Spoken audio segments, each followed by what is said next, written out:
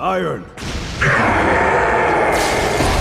Hi there, solo leveling fans! The final episodes of Season 2 just dropped, and wow, things went from intense to absolutely legendary. In today's video, we're diving deep into episodes 12 and 13, breaking down every major moment, from Jinwoo's face-off with the Queen's monstrous son to the emotional fallout of the Jeju Island raid. Welcome back to your Nerdy Show Anime.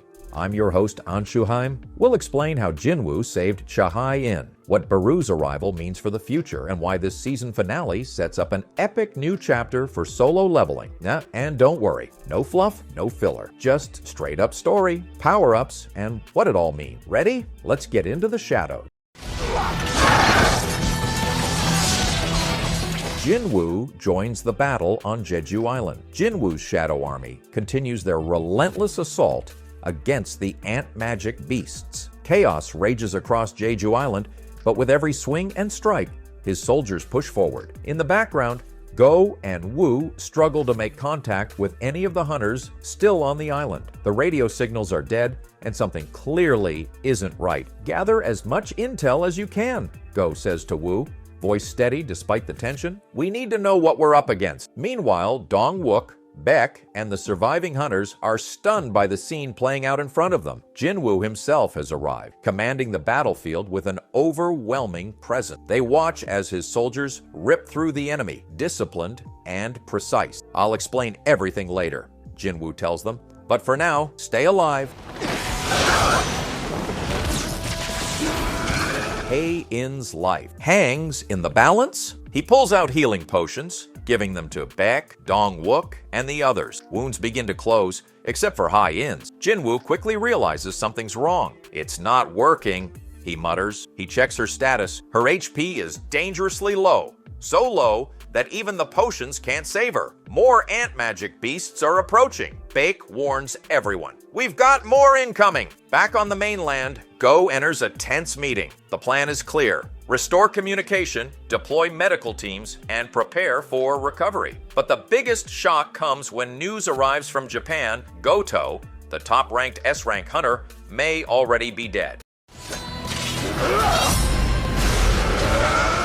The Queen's son appears on the island. Jinwoo begins analyzing the battlefield. His instincts sharpen. I'm going to fight more aggressively now, he says to Choi and the others. If any of the ants get past my army, I need you to deal with them, and keep everything you see here to yourself. He reaches out with his power, attempting to extract the shadows of fallen ants, expanding his force even further. But just as he starts, a massive presence enters the scene. The Queen Ant's most powerful son has arrived. He's unlike any other foe so far. Cold, calculating, and strong enough to have killed Goto. I'm looking for the king of the humans, the son declares. You've found him, Jinwoo responds. Jinwoo versus the Ant Prince. Just then, the broadcast signal is restored. The entire world is now watching as Jinwoo confronts the terrifying creature. Go sees the live feed. He made it! Jinwoo actually made it! Hope returns to the viewers. Everyone holds their breath as Jinwoo clashes with the Queen's son. Their punches shake the earth. In the middle of the battle, the son lands a direct hit, injecting Jinwoo with a deadly toxin. But Jinwoo isn't like the others. He opens his player log and selects a detoxification skill. The poison is neutralized. The son, now furious, transforms, wings spread wide, power surging. Jinwoo summons 2 swords and activates a new skill, mutilation. He cuts through the son's attacks with deadly precision. The son tries to escape by flying into the air, but Jinwoo isn't done. No one escapes me, he says, chasing him down. A brutal aerial battle erupts, ending with Jinwoo landing a devastating blow. The son crashes to the ground, calling for his ant army to protect him. But Jinwoo's shadow soldiers answer the call first. End them, he commands. The enemy army falls. The sun collapses, defeated.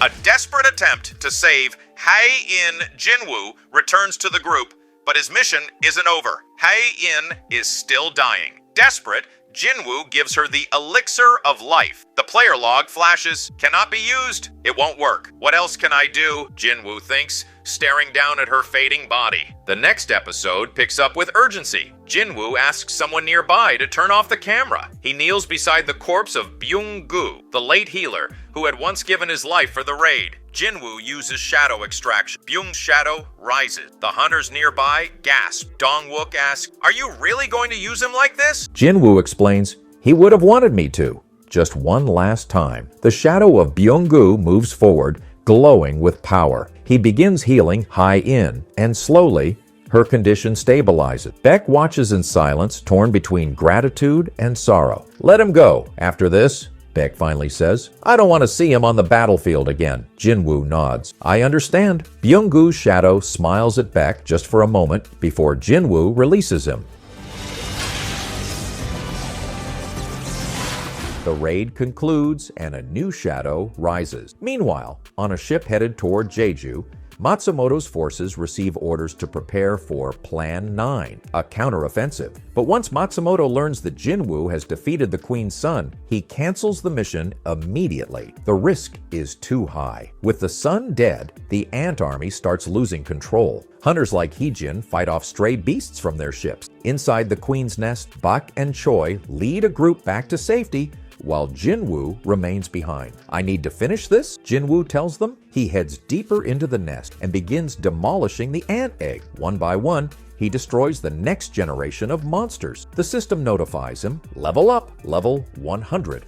Reach." Jinwoo stands in front of the fallen body of the Queen's son. One last step remains. He uses shadow extraction. The body twitches. The sun rises once more, but now under Jinwoo's control. "What is your name?" Jinwoo asks. The shadow replies, "Name, not known. I'll call you Beru." Beru bows, loyal to Jinwoo. "I did! I wrecked the helicopter!"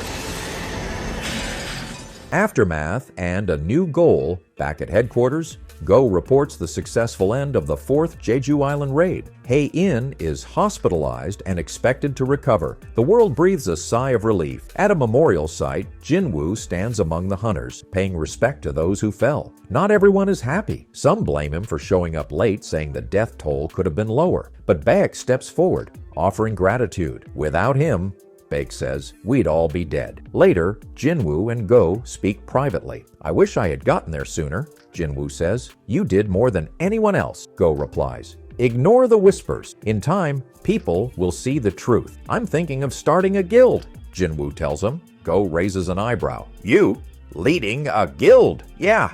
It's time I take control of my own path." Elsewhere, deep in the Queen's former nest, a group of low-ranking hunters enters to clean up the remaining mess. But something's wrong. They encounter a strange hunter and his powerful ally, who swiftly knock them out. "We're not alone," one of them says, as they vanish into the shadows. Far above, Jinwoo's father, Il-hwan, watches from a distance. "There are too damn many! Why aren't you—" A red gate and a new hunt begins days later. Jinwoo is driving when Go calls him again. "We've got a B-rank gate. Thought you'd want to know? I'm on my way." Jinwoo enters the gate, but as he steps inside, the color changes. It turns red. The gate has mutated. Inside, hundreds of magic beasts surround him. Jinwoo smiled. "Let's get started." He summons his shadow army. Beru appears beside him. The battle begins, and Jinwoo watches as his soldiers carve through the beasts. Elsewhere, Hai-in meets Choi and expresses a burning desire. "I want to get stronger," she says, "strong enough to stand by his side." Back in the gate, Jinwoo watches his army finish the job. They kneel before him, victorious once more. He thinks back to why hunters risk their lives: to protect, to survive, to be strong. Standing tall, Jinwoo raises his head. "I'm ready for the next hunt." And with that, Solo Leveling Season 2 comes to a powerful and emotional close. Our nerdy thoughts. And that's a wrap on Solo Leveling Season 2. Jinwoo's army just keeps getting stronger. Beru has officially joined the squad, and Hai-in's path forward is about to get way more interesting, with new threats lurking in the shadows. and Jinwoo leveling up faster than ever, Season 3 can't come soon enough. What did you think of the season finale? Were you hyped by Beru's introduction or moved by Jinwoo's choice to honor Byung-gu? Drop your thoughts in the comments below, and if you enjoyed this breakdown, don't forget to like, subscribe, and hit that notification bell so you don't miss future recaps and theories. Until next time, stay sharp, stay shadowed, and keep hunting.